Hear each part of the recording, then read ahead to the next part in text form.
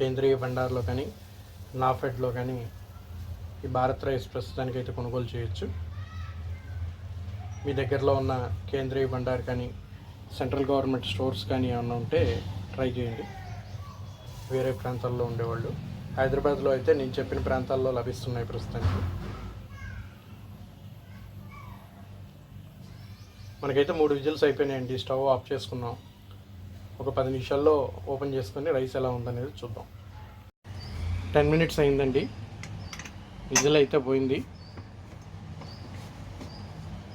Rice ఎలా cook అయిందో చూద్దాం. రైస్ అయితే బాగా గుజ్జుగా అయింది, మెత్తగా ఉంది.